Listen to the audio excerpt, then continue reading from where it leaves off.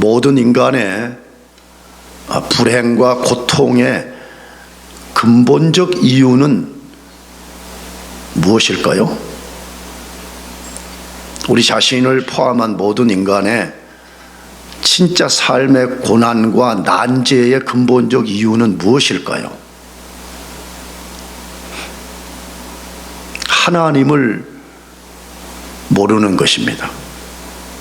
영국에 아주 뛰어난 설교자였던 마틴 노이드 존스라는 목사님이 있었습니다. 그분은 진짜 전설적인 설교자였어요.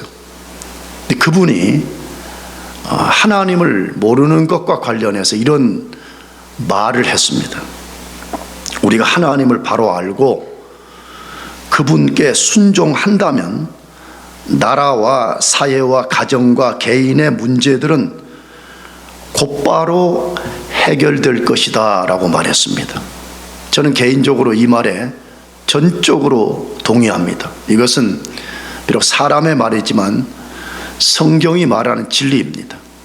인간의 모든 불행과 고통과 절망은 하나님을 모르기 때문에 그런 것입니다. 안타까운 것은 그리스도인들이라고 일컫는 사람들 중에도 이사야 선지자 당시 이스라엘 백성들처럼 하나님을 알고 있는 사람들이 있습니다. 그럼 이사야 당시의 이스라엘 백성들은 하나님을 어떻게 알았을까요? 그들은 그냥 하나님을 이방 나라 사람들이 섬기는 신 같은 존재라고 생각을 했습니다. 그러면 그 당시에 이방 나라의 신들은 어떤 신들이었습니까? 다 자기들이 상상해서 만든 신이었습니다. 신은 이렇게 생겼을 것이다. 신은 이런 특성을 가지고 있을 것이다 라고 자기들이 상상해서 신을 만들었습니다. 나가서 이사야 당시에 이방인들의 신은 당연히 우주를 창조하고 통치하는 신이 아니라 자기 지역의 아주 작은 신에 불과했습니다. 스테이트 칼리지면 스테이트 칼리지 하나를 지배하는 신, 필라델피아 하나를 지배하는 그런 신에 불과했습니다. 그런데 이스라엘 백성들은 하나님도 그런 하나님이라고 알고 있었던 것이에요. 그런데 안타까운 것은 오늘 그리스도인들이라고 하는 많은 사람들 중에서도 하나님을 그런 신일 거라고 상상을 하는 것입니다. 하나님은 그런 신일 것이라고 믿고 있는 사람들이 있습니다. 하나님은 도대체 어떤 분입니까? 여러분은 하나님을 어떤 분이라고 믿고 있습니까? 최소한 여러분과 저는 우리가 상상으로 만든 하나님을 믿어서는 안 됩니다. 만일에 그런 사람이 있다면 그 사람의 믿음 생활은 nothing입니다. 아무것도 아닌 겁니다. 마지막 날 그런 사람은 진짜 지옥에 떨어질 수밖에 없는 것입니다. 그러므로 우리는 죽든지 살든지 성경에 계시된 하나님을 알아가야 됩니다. 여러분, 그리스도인은 누구예요? 난 지난주에 어느 형제하고 그 이야기를 했는데 청교도들의 말을 제가 전달해 줬어요. 그리스도인이 누구요? 그러면 그 책의 사람이라는 거예요. 그리스도인이 누구요? 그럴 때 청교도들은 그 책의 사람이라 그렇게 말했다 이 말이에요. 그리스도인들은 무슨 환상을 보는 사람들도 아니고 무슨 예언을 귀로 듣고 사는 사람들도 아니고 꿈을 꾸는 사람도 아니고 내가 상상으로 뭘 그리는 사람도 아니고 오직 하나님의 계시인 성경의 말씀을 붙잡고 그 말씀 속에 숨겨져 있는 비밀들을 내가 깊이 이해하고 그것을 붙잡고 그것을 믿고 사는 사람이라 그 말인 것입니다. 이사야 40장에서 하나님이 이스라엘 백성을 바벨론에서 구원해 주겠다고 길게 약속을 했습니다. 그런데 이스라엘 백성들은 그 하나님을 믿지 못했습니다. 하나님이 정말로 자신들을 구원해 줄 능력이 있겠냐고 의심을 했습니다. 그래서 하나님이 자신의 능력을 증거해 주시는 것입니다. 너희들 나 못 믿겠냐? 나는 이러한 능력을 갖고 있는 신이야 라고 하는 것을 증거해 주셨습니다. 첫 번째 증거는 지난주에 우리가 다루었던 말씀인데, 하나님의 전능한 능력을 창조 사건을 통해서 증거한 거예요. 하나님이 아무것도 없는 무의 상태에서 온 우주 만물을 창조하고, 나가서 그분이 전능할 뿐만 아니라 그 완전한 지혜를 가지고 만물을 창조한 분이라는 것을 증거로 알려주셨습니다. 내가 보기에는 이 하나의 증거만 믿어도 우리는 되는 거예요, 사실은. 그러니까 이 증거 말고 또 다른 증거가 필요가 없어. 이건 가장 완벽한 증거예요. 그런데도 이스라엘 백성들이 전능한 하나님을 못 믿어. 오늘 저 비그리스도인들은 말할 것도 없어. 심지어 교회를 다닌다고 하는 사람들 중에서도 하나님의 전능함을 못 믿어요. 이론적으로는 믿는다 그래. 근데 실제 삶을 들여다보면 못 믿는 거예요. 그러니까 불안하고 낙심하고 절망하고 죽겠다는 거예요. 발버둥을 치는 거예요. 뭐 때문에 그러는 거예요? 여기 있는 목사가 인간의 유한성을 몰라서 지금 하는 말이 아니에요. 나도 똑같이 여러분처럼 두려워하고 벌벌 떨고 그런 존재에 불과해요. 그런데 왜 사람들이 계속 그런 상태에 있냐 이 말이에요. 하나님 몰라서 그런 거예요. 도대체 하나님이 어떤 분이신지를 한 번도 인격적, 체험적, 경험적으로 안 적이 없는 거예요. 그냥 이론적으로 맨날 그냥 하나님이 있단다, 하나님이 전능하단다, 하나님이 지혜롭단다, 뭐 하나님이 무서워, 뭐 불의하단다, 이론적으로만 듣고 있는 거예요. 여러분, 이론적 지식이 우리를 구원하지 못해요. 왜? 야고보서에 야고보가 뭐라고 말했어요? 귀신들도, 누구도요? 귀신들도 하나님을 두려워 떤다 그렇게 말했어요. 귀신들도 하나님에 대한 이론적 지식이 있는 거예요. 그러나 그들이 이론적 지식을 가지고 있다고 구원받은 것이 아니잖아요. 사실 하나님이 전능한 능력으로 만물을 창조했다는 이 증거 하나만 우리가 믿으면 끝장이 난 거예요, 사실은. 그런데도 그것을 이스라엘 백성도 그렇고 오늘 우리들도 그걸 못 믿는 거예요. 그러니까 하나님이 또 다른 증거를 알려주시는 거예요. 이걸 보면 여러분, 하나님이 얼마나 자비로우신가를 우리가 배울 수 있지 않아요? 이렇게도 할 수 있잖아. 믿어? 못 믿겠어? 그럼 넌 지옥 가. 이렇게 할 건데, 하나님이 자기 허리를 굽혀가지고 이스라엘 백성과 오늘 우리들에게 하나님의 전능한 능력을 꼭 믿을 수 있도록 또 다른 증거를 알려주신다, 이 말씀이에요. 그것이 오늘 본문의 말씀인데, 이 본문의 말씀은 핵심 내용이 뭐예요? 하나님 자신이 어떤 분인지를 알려주기 위해서 하나님 자신과 이 세상 나라를 대조를 하는 거예요. 다시 말하면 하나님은 이 세상 나라를 어떻게 대하고 있고 다루고 있냐, 이걸 통해 가지고 그분이 어떤 분인지를 알려주시는 거예요. 왜 그렇게 했겠어요? 항상 성경을 읽을 때는 1차 독자들의 상황을 이해하는 게 필요해요. 왜? 이 성경의 1차 독자는 우리가 아니거든요. 그럼 1차 독자들이 처한 어떤 상황 때문에 하나님이 먼저 그들에게 말씀을 하고 그걸 통해서 우리들에게 말씀한다 이거예요. 그럼 왜 하나님이 자신의 전능한 능력을 소개하는데 하나님 이방 나라들, 세상 나라들을 어떻게 다루는가 이걸 말하냐 이 말이에요. 우리가 다시 이사야 당시로 돌아가 봅시다. 이스라엘 백성들에게 가장 두려운 것이 뭐였겠어요? 아니, 자기들을 바벨론 나라가 등장해가지고 포로로 끌고 간다는 거예요. 실제 이스라엘 백성들이 가장 두려워한 것은 당시에 자기들 나라들 둘러싸고 있는 강대국들이었어요. 그래서 굉장히 두려운 거예요. 그들에게는 하나님의 나라가, 바벨론 나라가, 세상 나라가 너무 너게 커 보였던 거예요. 그런데 하나님이 그런 나라에서 자신들을 구원해 주겠다고 약속을 하신 거예요. 그런데도 이스라엘 백성들이 안 믿어지는 거예요. 왜 안 믿어지냐? 여러 가지 이유가 있지만 그 중에 하나냐 뭐냐면, 내가 언제가 새벽기도에 말씀드렸는데, 아니 그럼 왜 우리가 끌려가도록 방치해뒀냐 이거예요. 우리가 끌려갈 때는 왜 그러면 끌려가지 못하도록 우리를 처음부터 막지 못했냐, 이런 생각 때문에 그들이 하나님의 전능하심을 믿지 못한 거죠.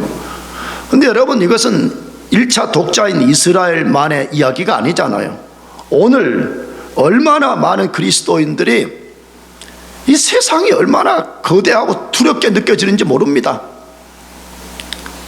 왜? 지금은 엄밀하게 말해서 이스라엘이 바라봤던 바벨론보다 세상이 100배, 1000배, 10,000배 커졌고 너무 크고 너무 두려운 거요.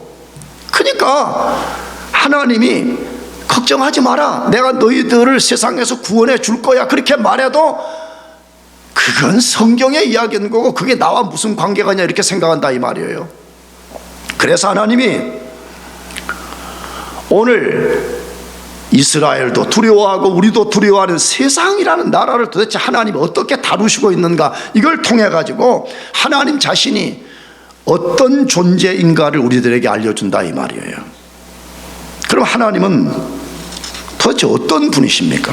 첫째, 세상 나라를 물방울과 먼지처럼 여기시는 광대한 하나님이라고 소개해요. 자, 다시, 하나님 어떤 분이라고요?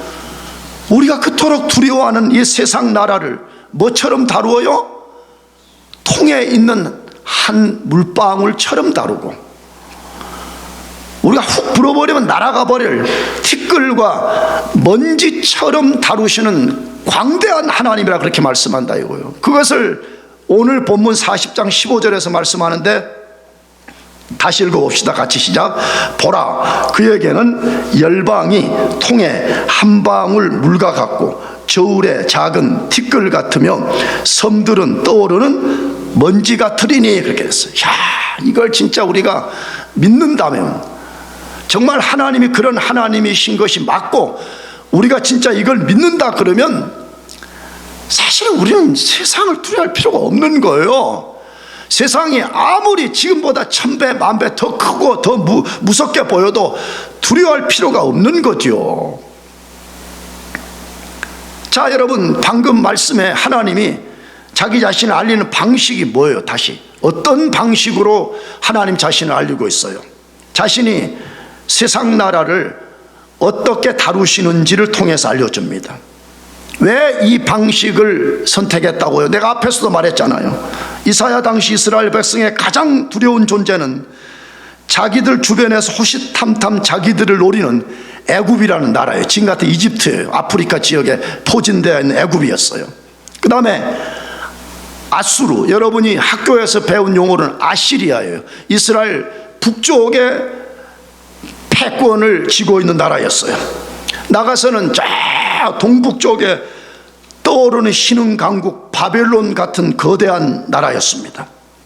이스라엘 백성들이 생각하기에 그런 나라들은 너무나 강해서 인간의 힘으로 대적할 수 없고 무너뜨릴 수 없다고 생각했습니다. 어쩌면 이스라엘 백성은 그렇게 생각한 것 같아요. 그런 나라들은 눈에 보이지 않는 하나님보다 더 강하고 더 무서운 존재라고 생각했던 것 같습니다. 다시, 어쩌면 이스라엘의 그런 반응이 오늘 우리들의 모습 아니겠어요? 오늘 많은 그리스도인들이 하나님을 믿는다고 말하면서도 세상이 너무 강대하다는 거예요. 세상이 너무 크다는 거예요. 세상이 너무 두렵다는 거예요. 정확하게는 아수르, 애굽, 바벨론보다 수백 배 강하고 영원할 거라고 자꾸 두려움 속에 빠져 있는 거예요. 그래서 하나님보다 세상을 더 두려워하는 거예요. 하나님을 의지하지 않고 세상을 자꾸만 의지하는 거예요.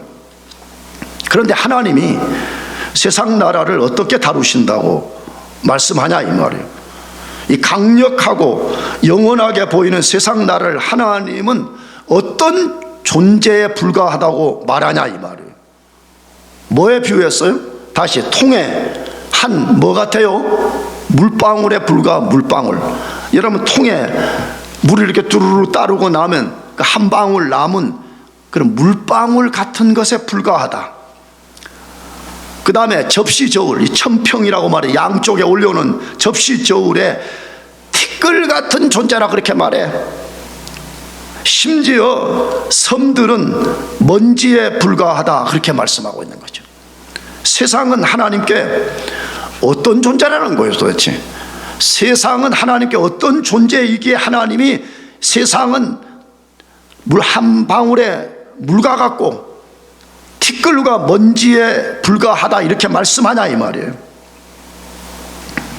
그걸 잘 알려주는 말씀이 이사야 40장 17절 말씀인데, 그걸 읽어봅시다. 뭐라고 그랬어요? 같이 시작. 그의 앞에는 모든 열방이 아무것도 아니라 그는 그들을 없는 것 같이 빈 것 같이 여기시느니라.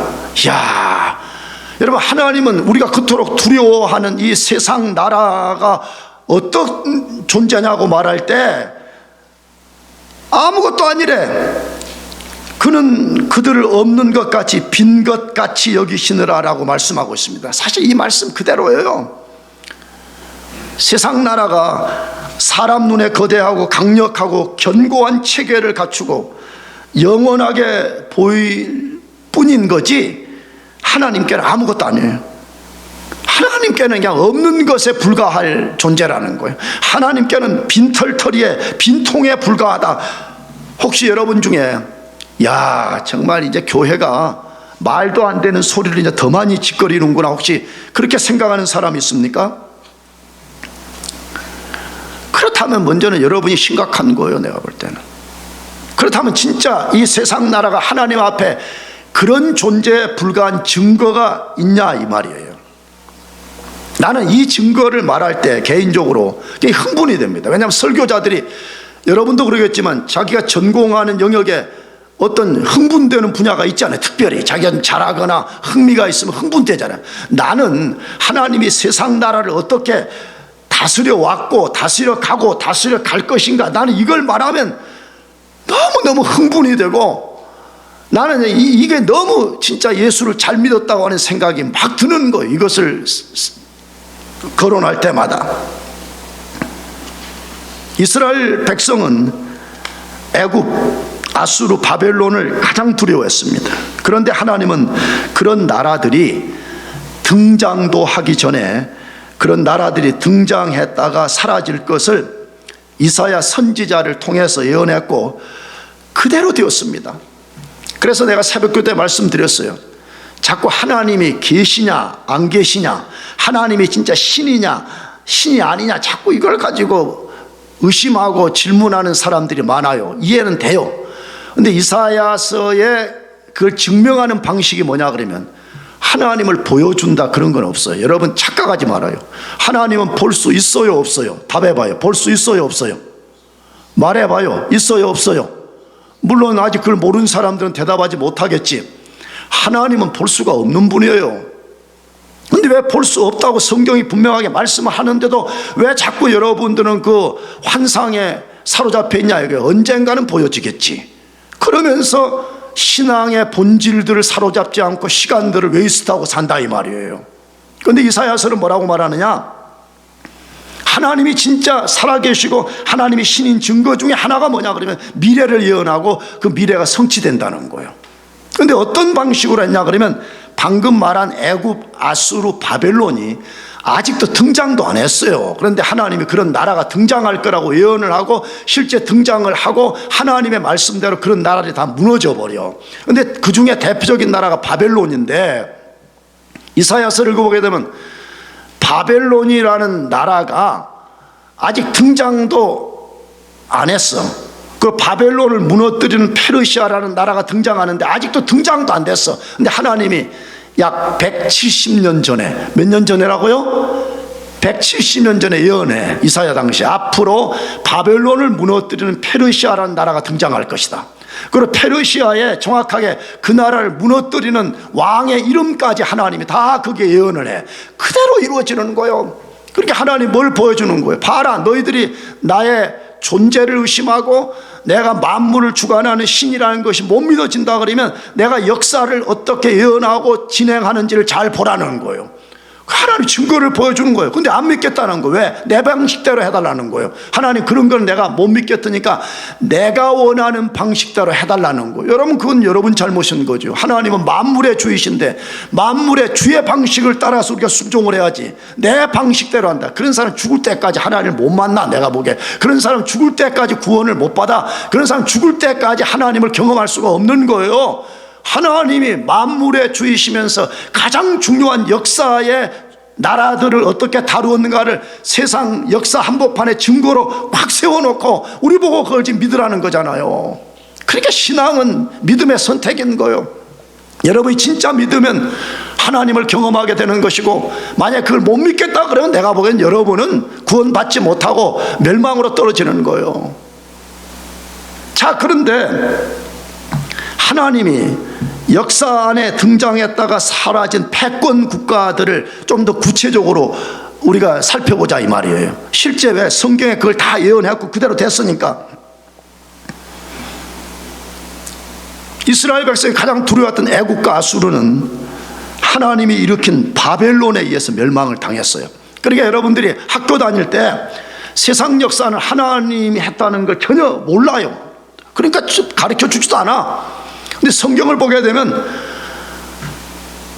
애국과 아수르가 무너진 것은 우연하게 무너진 게 아니에요. 하나님이 바벨론이라는 나라를 들어서 이 나라를 멸망시켜버려요.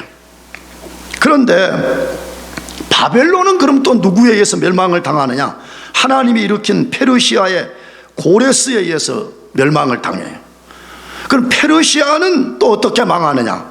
하나님이 일으킨 헬라의 알렉산더 대왕에 의해서 멸망을 당해요. 그럼 헬라는 또 무엇에 의해서 멸망을 당하느냐? 하나님이 세우신 로마에 의해서 멸망을 당해요. 그 로마와 오늘 현재 우리가 살고 있는 이 세상은 또 어떻게 되냐 할 때 하나님의 손에 의해서 망했고 망할 것이라고 다니엘서 2장과 계시록 17장에서 19장에서 아주 분명하게 우리들에게 말씀하고 있다는 게 그대로 될 거예요. 이게 딱 하나만 남은 거예요. 왜? 하나님의 예언 그대로 세상의 모든 패권 국가가 일어났다가 멸망을 당했어. 이제 딱 하나, 현재 우리가 살고 있는 이 세상 나라예요. 이제 이게 마지막 하나 이제 남아있고 이게 망할 것이라고 하나님이 말씀하신다 이 말이에요. 자, 그런데 내가 언급한 여러 나라들 중에 여러분, 바벨론이라는 나라를 페르시아의 고레스라는 왕을 하나님이 일으켜서 바벨론을 무너뜨린다고 말씀을 드렸는데, 아직 등장도 하기 170년 전에 구체적으로 어떤 예언을 했고 실현이 되었나를 우리가 그것만 하나 살펴보려고 그래. 그것이 이사야서 45장 1절에서 3절하고 13절만 읽어봅시다. 사실 다 읽어봐야 돼. 근데 너무 기니까.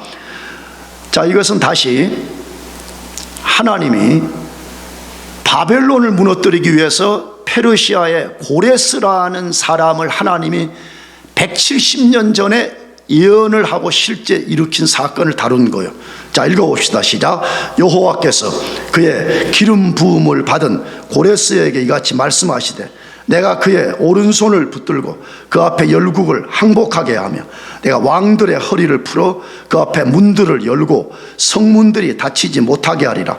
내가 너보다 앞서가서 험한 곳을 평탄하게 하며 논문을 쳐서 부수며 쇠 빗장을 꺾고 내게 흑암 중에 보화와 은밀한 곳에 숨은 재물을 주어 내 이름을 부르는 자가 나 여호와 이스라엘의 하나님인 줄을 내가 알게 하리라. 꼭 부탁이에요. 그리스도인들은 한 책의 사람이어야 될 뿐만 아니라 기독교 역사를 잘 아는 사람이어야 돼요.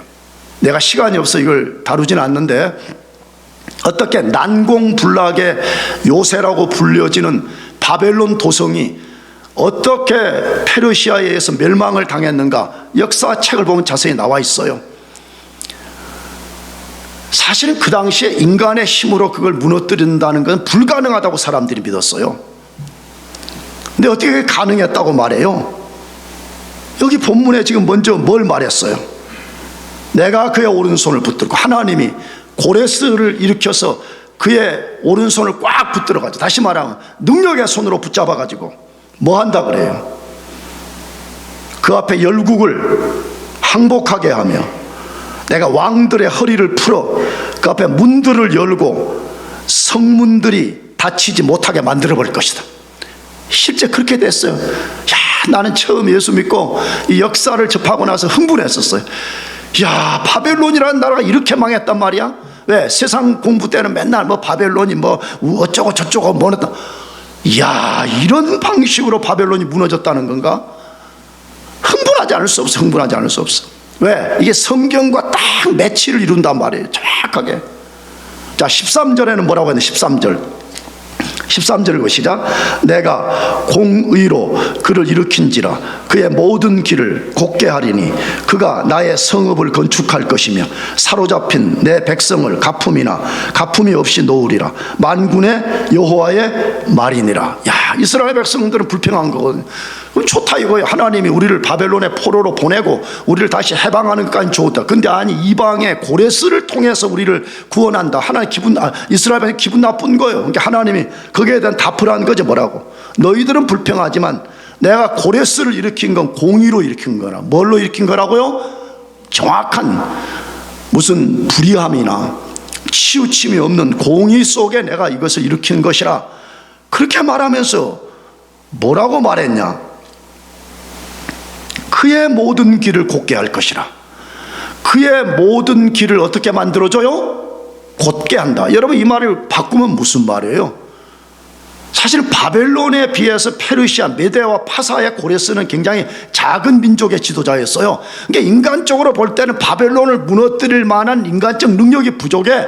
근데 하나님이 그의 길을 곧게 만들어주겠다는 거예요. 그가 반드시 내 뜻을 성취하는 도구가 되도록 내가 앞서가서 도와주고 심지어 뒤따르며 도와서 고레스가 모든 것을 성취하게 만들어주겠다. 그렇게 약속을 했다는 거예요. 놀라운 이야기 아니에요? 수천 년 전에도 살아계신 하나님이 지금도 하나님께서 그 일을 하고 계신다는 거예요. 그 일을 하고 계신다. 그래서 하나님은 지금 어떤 방식으로 세상 나라와 우리 개개인들을 다스리냐 그러면 다니엘서 5장 24절에서 30절 말씀처럼 다루어요. 자, 그걸 읽어보자고. 다니엘서 5장 24절에서 30절이에요. 먼저 이걸 읽기 전에 이 말씀은 바벨론의 마지막 왕인 벨사살이라는 왕이 있어요. 물론 세상 역사에서는 벨사살이 마지막 왕이 아니에요. 왜냐하면 그 아버지 왕이 세상 역사에는 마지막 왕으로 기록이 되어 있어요. 근데 그 아버지가 왕위를 유지하면서 쉽게 말하면 약간 뒤로 물러나 있어요. 그리고 벨사살이라는 아들에게 왕권을 대리 통치하게 한 거예요. 그래서 세상 역사는 벨사살이 바벨론의 마지막 왕이 아니에요. 근데 성경은 이 벨사살이 바벨론의 마지막 왕으로 되어 있어요.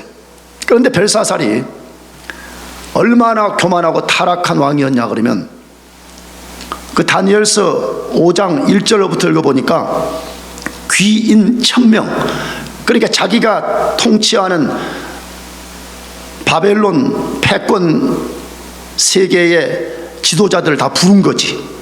술을 마시고 우상을 숭배하고 온갖 추악한 일들을 벌이고 있었어요. 근데 그때 갑자기 하나님이 그걸 벽보 계시라 그렇게 부르는데, 이 돌로 된 벽에 연회장, 만찬장에 돌로 된 큰 벽에 손가락이 나타나가지고 그 손가락이 뭔가 그때 글을 쓰고 그 글대로 되었다 하는 이야기를 다룬 내용이에요. 자, 그게 뭔지 24절부터 읽어봅시다. 시작. 이러므로 그의 앞에서 나와서 이 글을 기록하였나이다. 기록된 글자는 이것이니 곧 메네 데겔 우바르시니라. 그 글을 해석하건대 메네는 하나님이 이미 왕의 나라의 시대를 세워서 그것을 끝나게 하셨다 하며, 데겔은 왕을 저울에 달아보니 부족함이 보였다 하며, 베레스는 왕의 나라가 나뉘어서 메대와 바사 사람에게 준 바 되었다 함이니이다 하니, 이에 벨사살이 명하여 그들이 다니엘에게 자주색 옷을 입히게 하며 금사슬을 그의 목에 걸어주고 그를 위하여 조서를 내려 나라의 셋째 통치자로 삼으니라. 그날 밤에 갈대 왕 벨사살이 죽임을 당한, 바벨론이 끝이 난 거예요. 여러분, 이 손가락이 하나님의 손가락이에요. 하나님은 성경을 통해서도 자신을 계시하지만 이걸 흔히 벽보 계시라 그렇게 말해. 벽에다가 하나님 자신이 역사와 인생들을 어떻게 다루시는가를 쓴 거예요. 성경 끝까지 읽어보게 되면요, 벨사살이요, 요즘 같으면 다리가 후두를 떨려 오줌 싼 거예요. 너무 두려워가지고.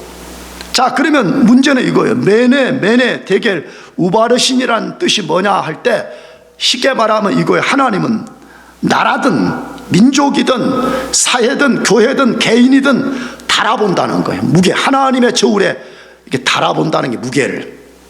그래서 그 무게가 미치지 못할 때, 하나님이 요구한 무게에 다다르지 못할 때 하나님은 벨사살처럼 불어버린다는 거예요.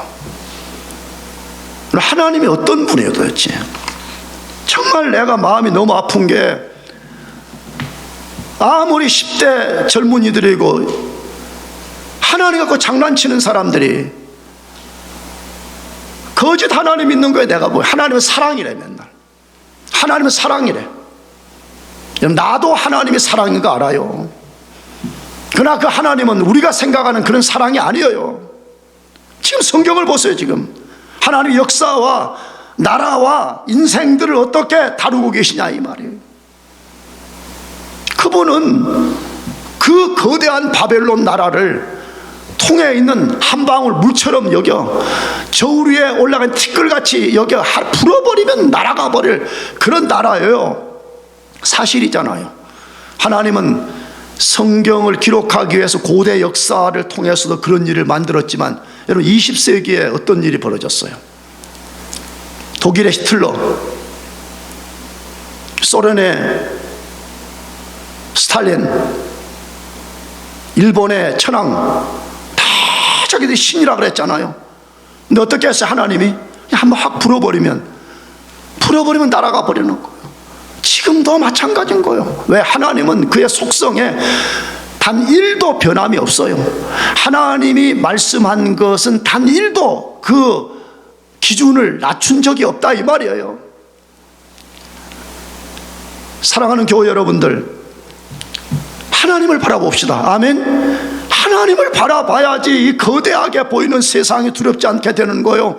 하나님을 바라보지 않게 되면 우리는 이스라엘 백성들처럼 소화기적 태도를 갖고 두려워서 벌벌 떨고 세상에 종된 삶을 살다가 마치지 않겠어요? 하나님이 지금 우리 보고 그거 하라는 거예요. 세상 두려워하는 거 안다. 그러나 세상을 바라보지 말고 세상을 물방울처럼 다루시는 하나님을 바라보라 그렇게 하는 거예요. 그렇게 합시다. 아멘. 그런 사람들은 세상을 이길 수 있어요. 세상의 어떠한 위협 속에서도 우리가 당당하게 맞설 수 있다 이 말이에요. 저 그런 믿음을 가집시다. 내가 알기로는 다니엘이 다 여러분보다 어린 나이에 바벨론에 끌려간 걸로 알고 있어. 다니엘이. 근데 그런 다니엘이 어떻게 한 거예요? 얼마나 그는 하나님만 바라본 사람이 되었으며 그 거대한 바벨론 제국에도 제압당하지 않아. 페르시아가 등장을 했는데도 제압당하지 않아. 왜? 그가 일종의 이 말씀을 믿은 거지 뭐라고. 세상 나라는 아무리 커 보여도 하나님 앞에 한 방울 물방울에 불과하다, 이걸 믿으니까 비록 포로로 끌려갔지만 두려워하지 않는 것이에요. 여러분과 제가 좀 그런 믿음 갖고 살기를 축복합니다.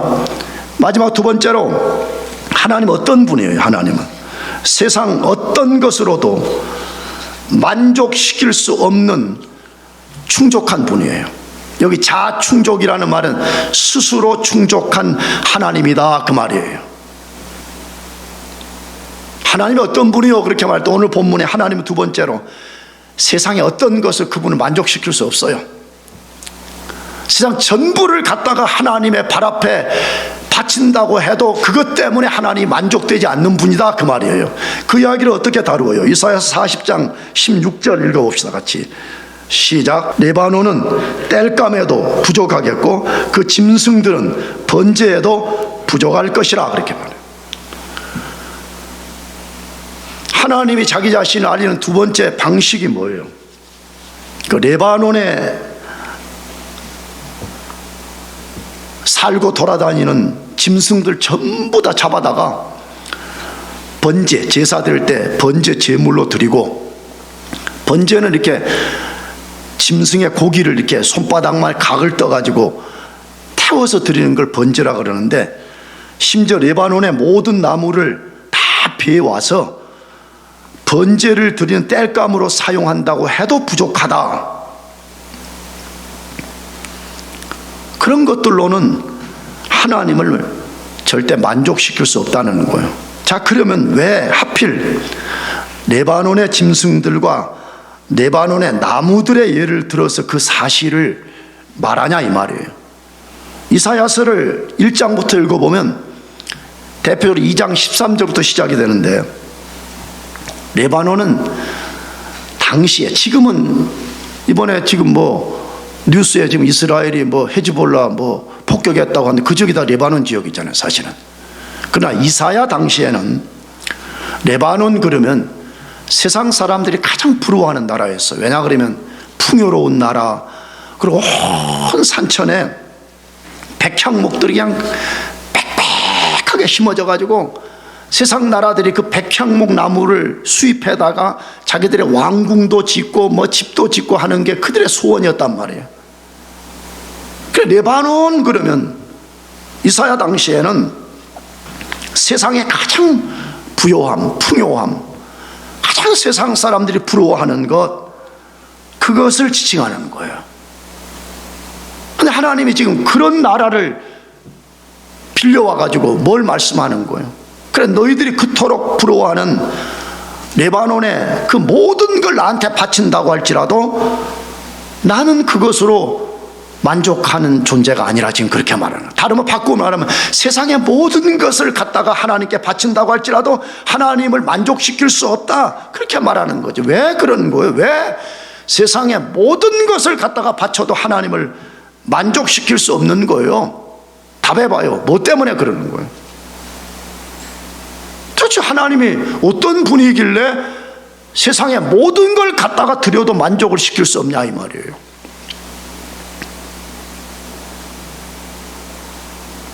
하나님은 만물을 창조한 초월자이기 때문에 그래요.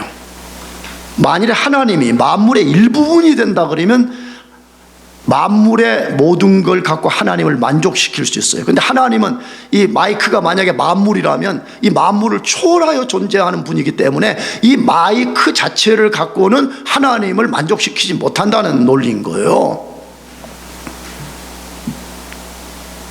여러분 잘 생각해봐요. 우리가 믿는 하나님이 도대체 어떤 하나님이냐는 거예요. 그냥 교회 좀 오면 한 주간 감정이 좀 안 좋았는데 감정 조금 힐링해 주고 좀 불안한데 마음의 평안을 좀 주고. 나는 우리 집사람하고 자주 싸우는 게 그거야. 왜 싸운다는 말은 멱살 잡고 싸운다는 말이 아니라 신학적 이론 때문에 난 싸운단 말이에요. 근데 우리 집사람은 맨날 날들어 당신은 너무 인간을 이해하지 못하는 목사라고 막 그렇게 말해. 나는 그렇게 생각하지 않는다고. 아니, 기독교라는 게 하나님이 어떤 분인가에 대한 거대한 눈을 열어서 우리가 그 하나님을 바라볼 수 있어야 되는지, 맨날 신앙이라는 게 뭐 하는 거예요?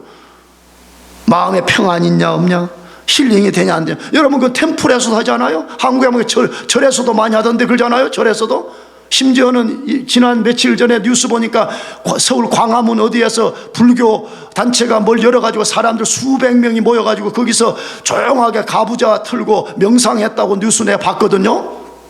만약에 원래 그게 목적이라면 도대체 기독교와 세상 종교의 차이점이 하나도 없는 거죠. 하나도 없는 거죠. 물론 우리는 때로 하나님의 위로가 필요하고 하나님의 평강이 필요하고 하나님의 힐링이 필요한 것은 절대적 사실입니다. 그러나 기독교는 그런 아주 작은 종교에 불과한 것이 아니에요. 만물 전체를 갖다가 바친다고 할지라도 그것 때문에 하나님이 만족하지 않는, 우리는 광대하신 하나님, 자충족한 하나님을 섬기는 그러한 사람들이라는 걸 이해해야 된다 이 말이에요. 그래서 사도행전에서도 하나님은 그런 분이라고 우리들에게 분명하게 말씀해. 사도행전 읽어보자고. 사도행전 17장 24절 25절 2절 같이 시작.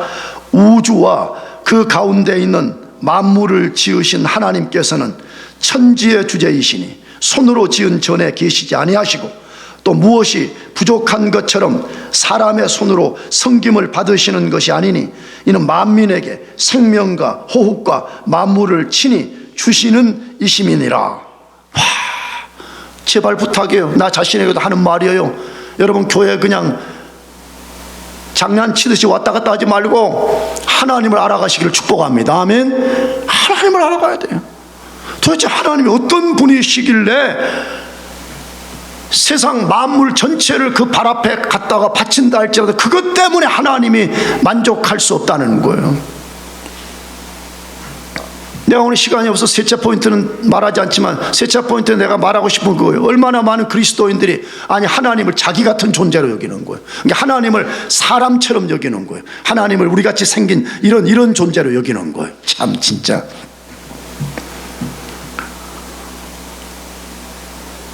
근데 자기가 맞대. 자기가 하나님은 나 같은 존재일 거야. 그러면서 조금 흰수염도 좀 나고 흰머리도 좀 오래 살아가지고 흰머리도 난 그런 존재일 거라고 그렇게 믿고 사는 거예요. 그리고 자기는 잘 믿는데 내가 믿는 하나님 맞대. 근데 아까 읽지는 않았지만 뒷절에 뭐라 그랬어요? 하나님은 어떤 것에도 비교시킬 수 없고 어떤 형상으로도 하나님을 만들 수가 없다고 말해요. 근데 얼마나 많은 그리스도인들이 하나님을 우리 같은 인간이라고 생각하고 있어요 지금요.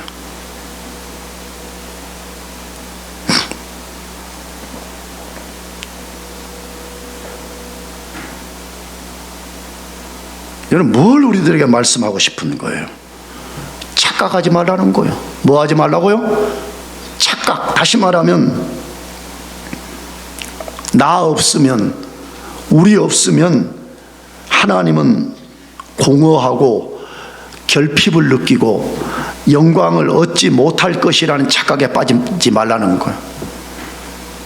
여러분, 하나님은요, 만물이 그냥 이렇게 없어도, 쉽게 말해 지금 현재 있는 만물을 어디 저 쓰레기통에 갖다 버려버려도 하나님 자신의 자충족성에는 단 1도 손상이 없습니다. 여러분, 착각하지 말아요. 우리가 예배를 안 드리면 하나님이 영광을 못 받으실 거죠. 아니라니까요.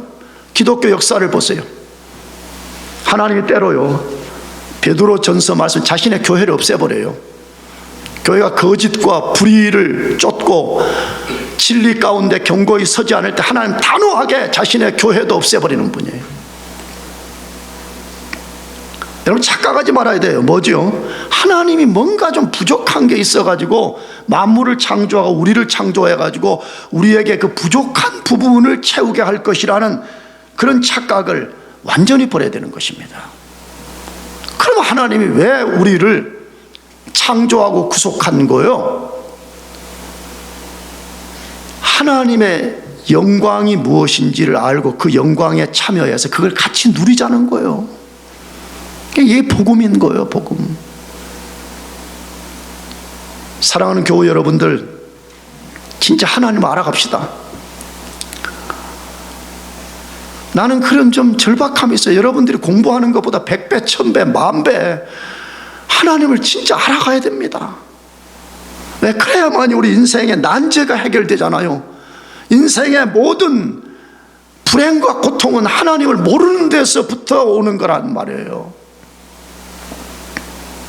반대로 우리가 하나님을 진짜 안다 그러면,